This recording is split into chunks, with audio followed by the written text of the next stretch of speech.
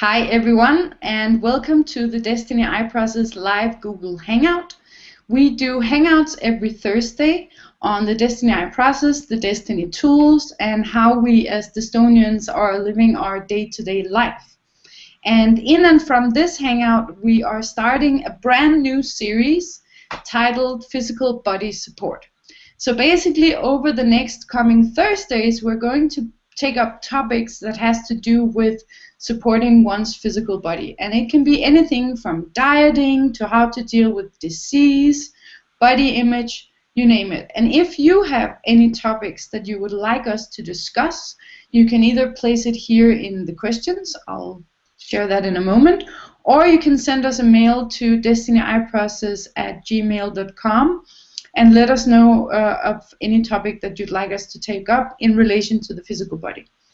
As always, you're able to ask questions, and if you're on YouTube, you have to click in the lower left corner, and that'll take you to our Google Plus page, and then you can participate with asking questions live here while we do the Hangout.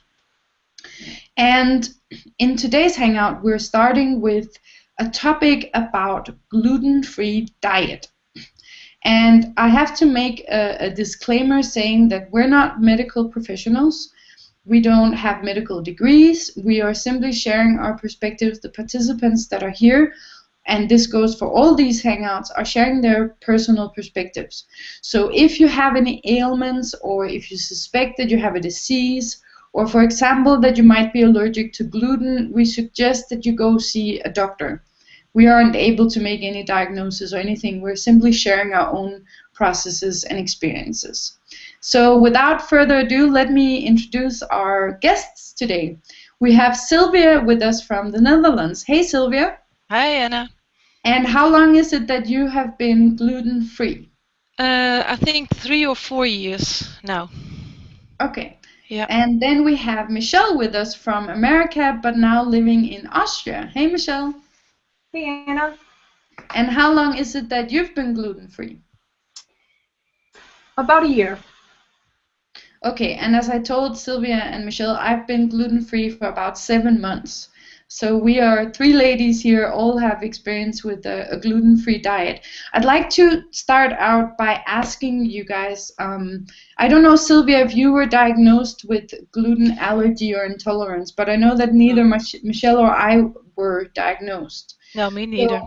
You either. So I want to ask you, what made you decide to stop eating gluten products? And maybe also if you can briefly explain what gluten products are, or what products that contain gluten.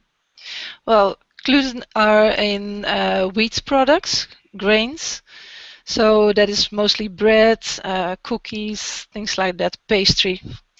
And well, that's really short where it is, but I found out, let's say 3-4 years ago, that I had a candida infection, like candida overgrowth. And from that point, I tried to just cut out the sugars. And I didn't eat that much sugar. So I was like, oh boy, where does this come from? And then I found out that it's in the carbohydrates that I had and all the grains that my body was just processing it and making it into sugar. So that was the point that I decided, okay, I just got all those grains out and see how it's going to work. And also at that point, I just eliminated all the food for 1 day, and then I only had water, and then the next day I started with carrots, and then another day with just saying something, onions, and then the other day with salt. So I just added day by day some foods back to see where the trouble was, what was giving me this hard time. And I finally had to leave out the gluten products. So that's how it went. Isn't that called an elimination diet? Yeah. Yeah, where you try to eliminate what products it is that are causing the problems. Yeah, because that time I lived in Italy, and in Italy I had to pay for a lot of those treatments and exams to do with at the doctor. So I decided to do it this way, a more cheaper way, and it's, well, you can test it really fine at home. You do not Cool. need Yeah, a lab. I want to ask you a little bit more later of this point of how one can test it for oneself. But Okay. Michelle, what made you decide to stop eating gluten? Well, a few years ago, I had some digestive issues, and also I was about maybe 65 pounds heavier than what I am right now. So I did have some weight issues, and I stumbled upon the blood type diet, and I read that blood type O's should cut out wheat because wheat gluten because there's like a certain protein called lectin in there that can cause inflammation to the stomach and the intestines. So and that can also cause digestive issues and weight gain. So I decided to try that out, and it was hard at first. I didn't know really what to eat, but as time went on and I found more recipes, like I was able to like find foods to eat. Yeah, and I kind of had the same path as Sylvia in a way, or also the same path as you. That okay, so I can say that I have been quite addicted to white bread. Like white bread is probably my favorite food in the whole world. Well, not anymore, but it used to be. And I could eat, just keep eating, keep eating, keep eating. It would never fill me up. And for many years, I didn't really think I experienced any symptoms. But then when I decided to stop eating sugar, I suddenly realized how much sugar there was in white bread, and then I started cutting it out, and one thing led to another, and I discovered the whole gluten point. So again, it's not like I had like a severe gluten allergy. But I don't know if you guys have experienced this, but I experienced, for example, if I ate a pizza, my entire body would feel like a stone, like a rock, for like several days. Like it would be very uncomfortable. And a couple of months back, I tested this by trying to eat a pizza, and it was exact same reaction. So, and obviously in pizza, there's a lot of flour, white flour. Yeah. Yep, I So, also had similar symptoms. Yeah. yeah, like you start suspecting that it's the bread. Yeah, and also the heaviness after a meal. Normally you just eat a meal and then you can do something else. But if it's not cool with your body, then it's like this heaviness and a whole uh, process going on in your body, and you can't do anything, or you feel sleepy also. Yeah. Yeah. So, what differences have you guys experienced since you stopped eating gluten products? Now, Sylvia, you stopped 3 years ago, 4 years ago, and Michelle, you stopped a year ago. So, how have you experienced the differences? Um, well, it's better. It's better for my body. That's what I saw. And I also, about 4 weeks ago, I just cut out more like the pseudo grains, like corn and rice and, well, potatoes not so much, but I just cut them out too. And that's made a real difference, really. So yeah, I can feel I'm lighter, not in the sense of losing weight, but more like lighter in, oh yeah, after a meal I just feel good, because it started already after my breakfast, where I used corn and rice flakes in it, and well, I was just digesting the whole morning. And first I just said to myself, oh, this is cool, because I just can do the whole morning with it. I feel my body just working with it. But that wasn't the case. It was just a bad form of digestion. So I had to change that. Yeah. Interesting. And how about you, Michelle? Yeah, since going gluten-free, I've also felt lighter. Like I haven't felt so bloated and like heavy inside, and like I have more energy now. So before when I would eat breads and pastas, like I would feel very sleepy, almost like drugged in a way. So since I cut that out, like yeah, I've just been feeling like lighter and having more energy. Cool, yeah. And just to reiterate, is that we're not saying that just because we have had these experiences that it will then work for everyone, or that everyone should now stop eating gluten or wheat products. This is also very important to add, is that everybody is unique. And so you have to find out what works for you. And then that brings me to what I wanted to ask, that you were talking about before, Sylvia, in terms of how can one assess? For example, if we take gluten as an example, how can one test and try and find out what food is it that actually supports or does not support my body? Well, that's the elimination process, what we talked about before. And it's quite easy to do. You just strip off all the products that, well, you can find it on the internet, what contains gluten and what not. And so you can just cut it out and just, let's say for 2 weeks. And then after 2 weeks, you just put it back into your diet and just see if there's a difference. If you feel better without, or if maybe there's no difference, so then you can just investigate more what else could it be. And there's also a blood test you can do, but it's not always giving you the right answers, because they're not always testing the right stuff. So you need to find a doctor that is specialized in it. Okay, and what would you say, Michelle? Do you have any tips? Actually, exactly what Sylvia said.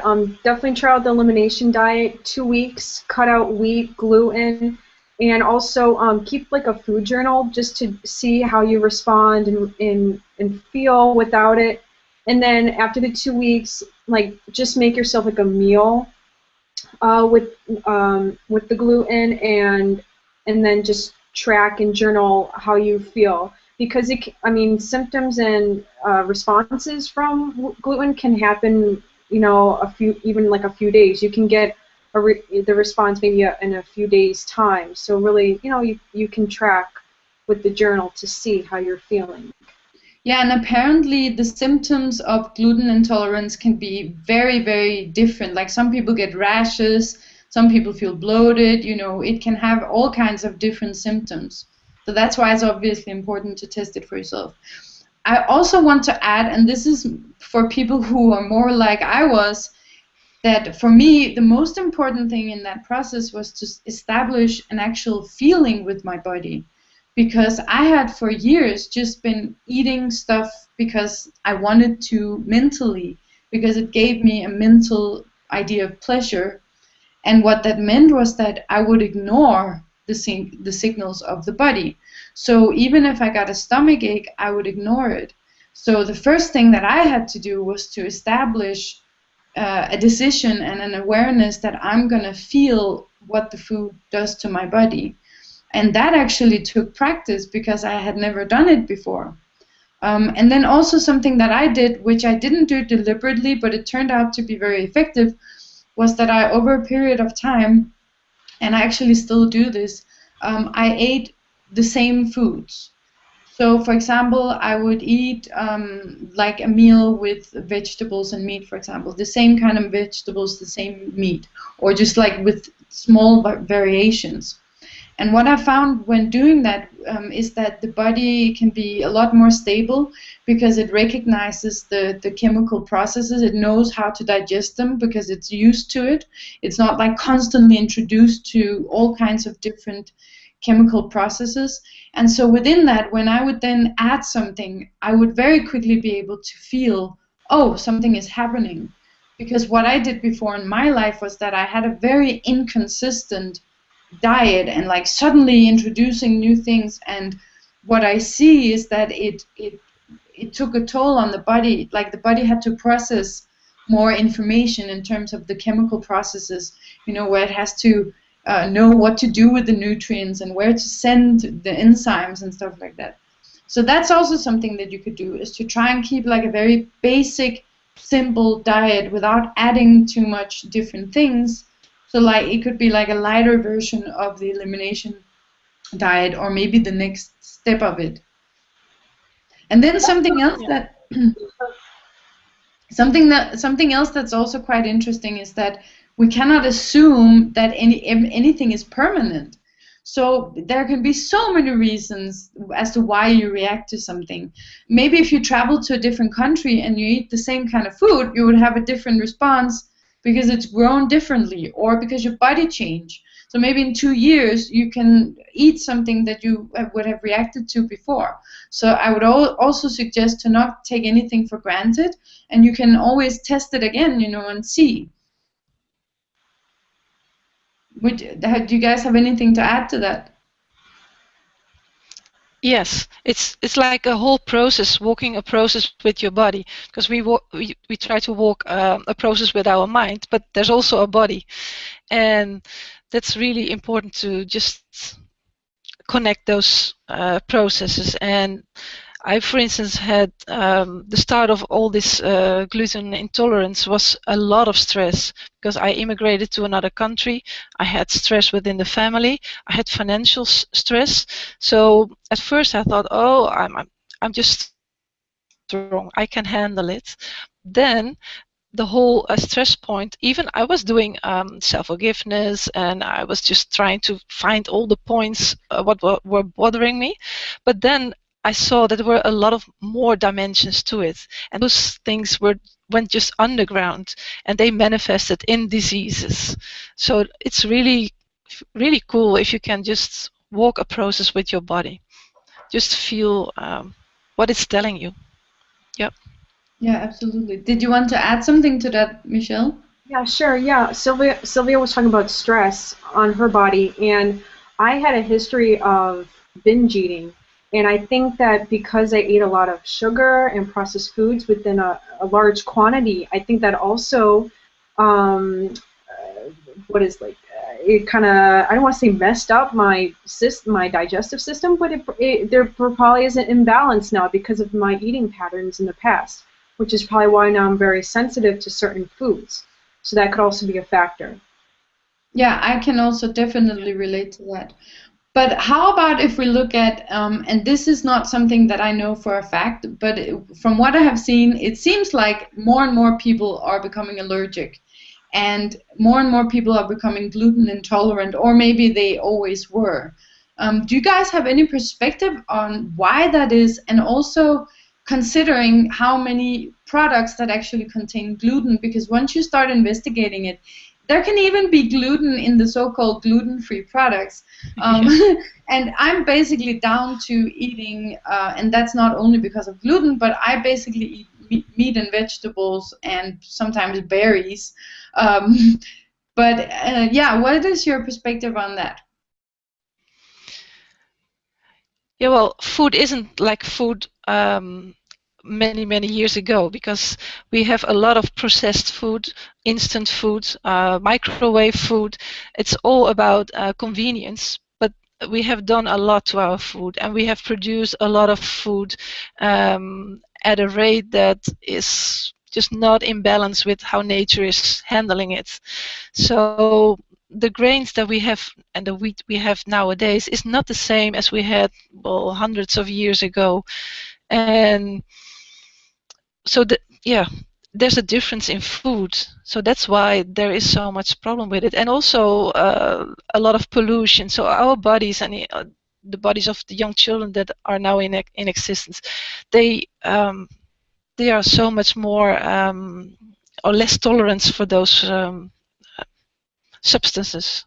Yeah. Yeah, and then I would also say that a problem is also that it becomes the majority of the food that we eat, or the, how do you say, the most of the food that we eat. At least the diet that I had before was, for example, like I said before, I could eat ton of white bread. And then obviously, like you were saying, Michelle, that creates consequences. But maybe if I ate like one piece of toast now and then had a lot of vegetables and then had, a lot of supportive food, it wouldn't cause as much problems. What is your perspective on that, Michelle? Yeah, I really see that the accumulation, like an accumulation of like the certain chemicals in grains and wheat and gluten can, for example, cause health problems and digestive problems. And I do agree with Sylvia where she said that the gluten in the grains that are being processed now are not what they were maybe even 10 years ago, especially in the States where we have genetically modified foods. That totally can cause problems in the body if we eat that, for an extended period of time. We don't know the long-term consequences of eating such foods. So, that's just something that I don't think that a lot of people are aware of or have the education on. So I do see that as a problem. Absolutely, and I would say that is a topic for a completely different hangout. Like, we should discuss the education on food and healthcare in general. We should have an entire hangout just on that, because that's a very important and very problematic issue. But Yeah. let's turn to the gluten-free products, which when I discovered it, it was, you know, like the magic of the gluten-free products, because now there are all these things you can eat. For me, the worst part was the bread, because that was my favorite. So what can you like walk us through your journey into the gluten-free product world? If you have had that. I mean, I know I have. Do you want to start, Michelle? Okay. I don't know. Like, it's quite a long journey. Can you sum it up for us? I know. Or maybe like what you would have liked to have known. Um, Probably, well, I would have maybe explored more of the health food stores and more like alternatives to bread. I know that there are like brown rice spaghettis and brown rice wraps available. They're not like the most delicious, but they are a good alternative. So I would make maybe a veggie wrap for lunch. But I've been really sticking to meats and vegetables, soups, stews. I go on Pinterest a lot for recipes. There's like a big paleo movement going on where people are really sticking to like what the cavemen would eat. So I guess you can say I'm kind of eating like paleo with the meat and vegetables and like really not a lot of grains. So Cool, and I know that that's something that you also have experience with, Sylvia. Yeah, because when I started, I had also the problem, like, what do I eat for lunch? What do I eat for breakfast? Because Dutch people do eat twice a day bread, maybe even in Sweden, I don't know. But so I had to make a choice. Am I going to just come up with a substitute for bread or totally eat something else? So I first started with totally eating something else. So I made breakfast with nuts and the rice and cornflakes like that. And now I also discovered the paleo recipes, and that's a whole other story because now I just bake bread, but I bake it with almond meal or flour or coconut flour. So that's really, really great, and it's I'm making muffins for breakfast now, so it's really like a party. I You know get it up can and be you just fun. eat muffins. Yeah. A muffin. Yeah.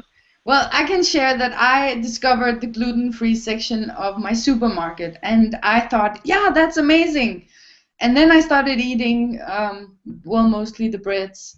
And then I started looking at the ingredient list, and there were the most crazy things, and like, you know, kind of rice products, but where they've done something and processed it, and these ingredient lists were just so long, and unfortunately, it didn't taste very good often, and it is very expensive. I don't know how it is where you guys live, but here in Sweden, gluten-free products are extremely expensive.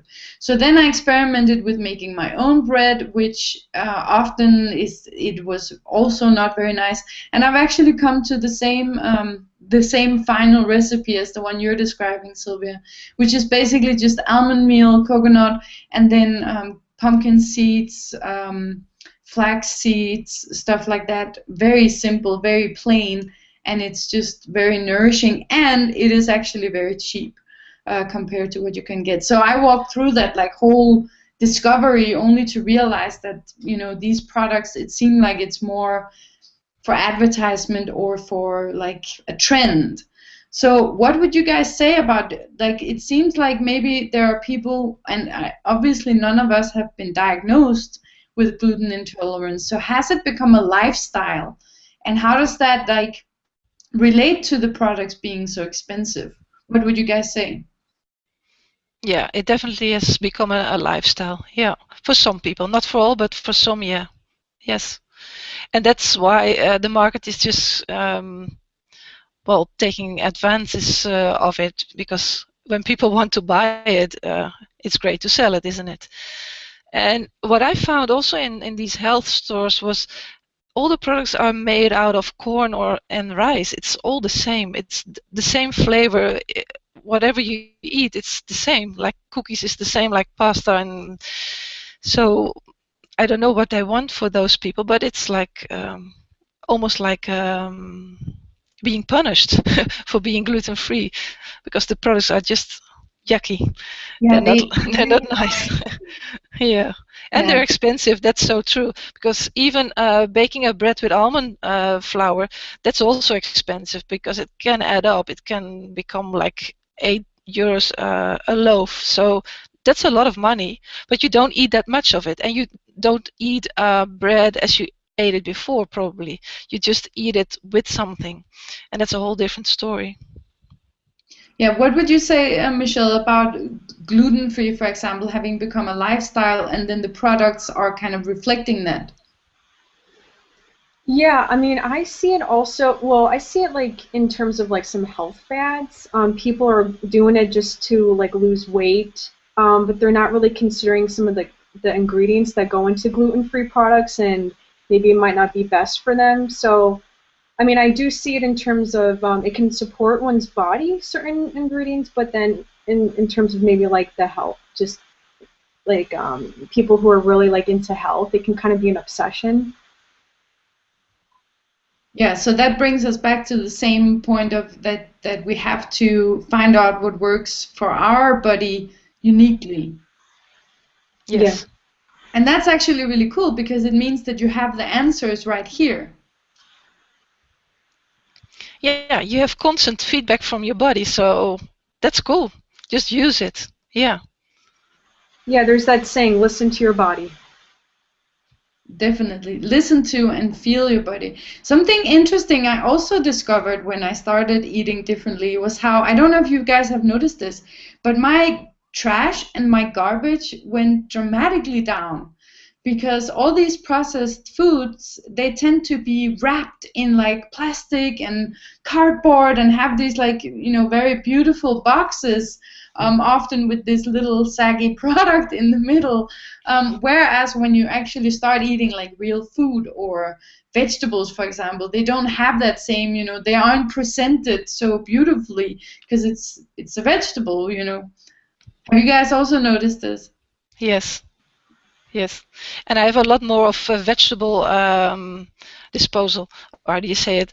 Leftovers? No, not leftovers. How do you say it? Like in the litter. Compost. Compost, yeah. And one day I was just asking my neighbor. I said, "Well, I have so much. I don't know. Even in summer, it's getting a bit dirty, because there were flies all over the container box." And he said, "Vegetables? Oh, I don't know. I do not eat those, or when I eat them, well, it's not often." And I was like, okay, what is this guy eating then? Only meat, or only bread? Or it was just like a mystery. So yeah, I have a lot of vegetable to dispose. Yeah. Well, I can say that I didn't eat vegetables before, really. I really had to push myself because I had this very distinct idea that vegetables were boring. The whole thing about food was that it was supposed to be fun and exciting and pleasurable. So, and in that process, actually discovering, how awesome vegetables are and how supportive they are to the body. But that's not to say that vegetables are the only thing that's supportive, or that that now we should just eat vegetables, because that is what I find so amazing, is that I've met people who thrive really well on chocolate, and my body can't handle chocolate that well, but that doesn't mean that anything is better or worse than the other. So do you guys have any perspective on that in terms of discovering your body's uniqueness? Well, for me, I also can't really have chocolate or I'll get a headache. So it is interesting to see like the type of reactions you can get from like a food, whereas someone else could eat it and they'll be totally fine. Or sugar, for example. That's another. Yeah. Another point. So, And oh, sorry. Go for it, Sylvia. Well, I used to just see myself as a person that was able to just eat anything and eat things, just mix it and weird combinations. There was nothing happening with my stomach. So when well, I was saying disease, but when this happened, like the gluten intolerance, I was a bit mad at my own body, because I was like, hey, I'm not this person. I was the person that could eat anything, and now it looks like anything I eat is upsetting my body. So that was also quite a process to walk and see what's behind it. And like, it was almost like a character I had built. Like, I am this person that can eat anything. And then from one moment to the other, I was this person that couldn't eat almost anything. So that was quite interesting. Yeah, it's interesting how we tend to treat our bodies as like a vehicle, like a car that is supposed to get me somewhere. And then you were like, oh, I can drive it however I want to, and it just goes, you know? And then you realize, okay, no, it also needs care, and I have to actually be with it, be in it, feel it. Yeah. We have a question here from Peter, and he's asking, what do you think now you've changed the way of eating when you see what others put in their shopping carts in the supermarket? Well, I would say that, like I said before, you know, who am I to judge? Because I've met people who thrive on chocolate, and they really do thrive. It is really cool and supportive for them. Whereas maybe broccoli wouldn't be. So I wouldn't create any beliefs or any like doctrines about this and that food is best for everyone necessarily. Except for what we've discussed with in terms of food being modified and changed in such a way that the nutrition is taken out of it, because that probably affects everyone. What do you guys say? Like when I was back in the States and I'd go to grocery stores, I would see mothers who had like their carts full of like candies and snack foods, and I don't know, I'd consider like the children, how that might affect them, and that, you know, growing up with those type of foods, if they might just continue eating that, and if that might, I don't know, they might develop some health problems or addictions later in life. So I just kind of sometimes I look at the parents and what they buy or have in their carts for their children, and I don't know, it brings things into perspective in terms of just what we're feeding for our children, and generally what is being sold in stores, if it's really best for everyone, which, you know, I don't think so. And what do you see, Sylvia, when you look in other people's shopping carts? Well, I like to just look in someone else's shopping cart, because it's just like trying to find out what kind of person is behind it. Like when they buy a lot of cheese or a lot of junk food. But as you said, you cannot judge a person by what they eat, because maybe their body is just thriving on well, cheese all the time, or chips, or whatever. But yeah, I have been there that I was judging the other people, and also that I thought, why can they eat it? Why are they like slim and still look at what they buy? They don't eat vegetables. They don't eat like more whole foods. It's all processed. So yeah.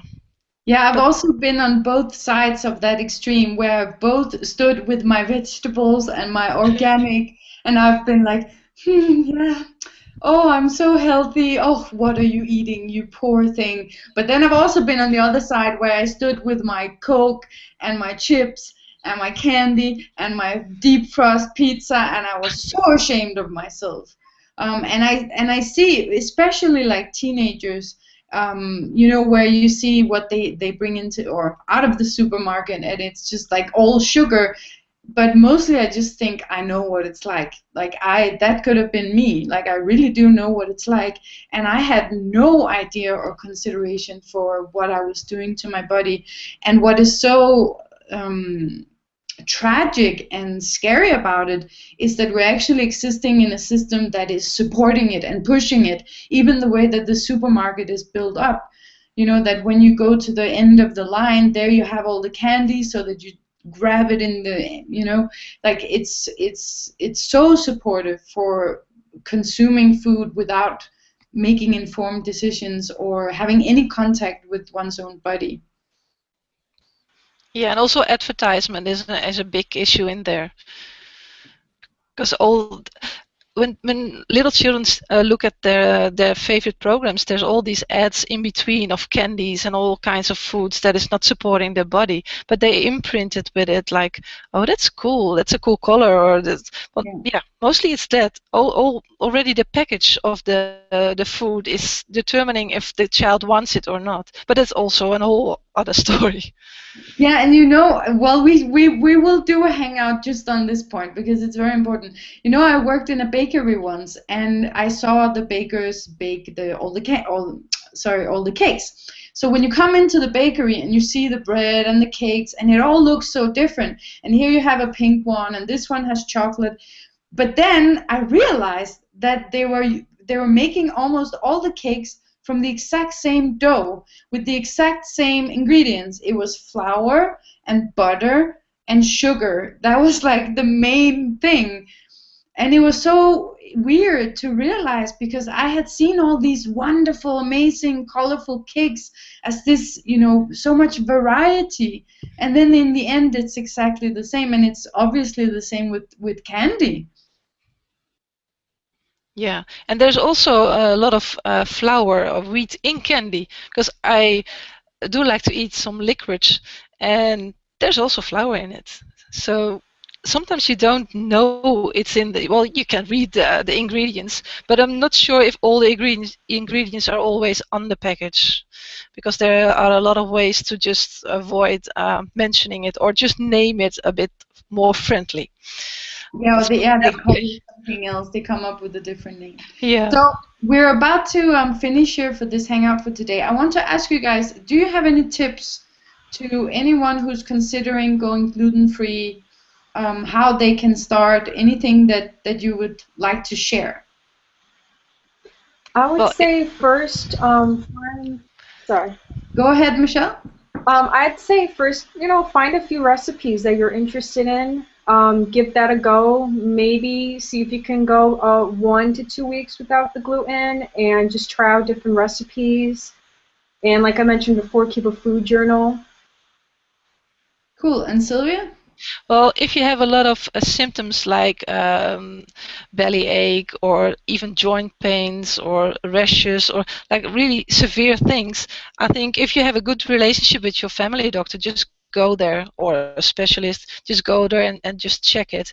If that's not the case, it's more like an intolerance and you just investigate it, then you can do the elimination diet. And it's really important, just listen to your body, just tune in. And if you're a super bread addict as I was, or I mean, I did it very slowly. And eventually I was able to cut out pasta, cut out rice, cut out potatoes.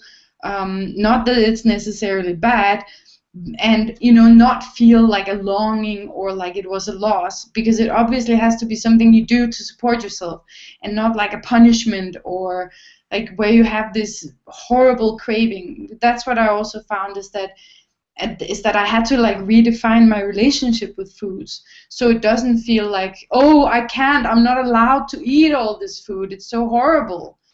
Obviously it shouldn't be like that. It should be a joy and a gift that you give yourself. But for me that came slowly but surely by continuing to practice and investigate the point. So do you guys have anything to add here before we finish? Any last words? No, not really. Yeah. So we're continuing next week with this series on physical body support, and we're actually having Paul visiting us, who has diabetes. So he's going to come and share what that is like, and maybe give some tips as to how to prevent diabetes, for example.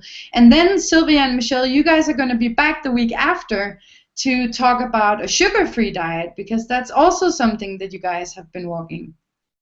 Yes. Yep. Very cool. So we can look forward to that. All right. So everyone, remember to subscribe to our channel if you haven't yet. And on Friday, that's tomorrow, we're going to have our movie night hangouts. They have now moved to Fridays. It's the movie night. And the movie tomorrow is V for Vendetta. So if you haven't watched it, I suggest to go and watch it, and then join us tomorrow with participating in the discussion about this movie. So see you, everyone. Bye. Bye. Bye.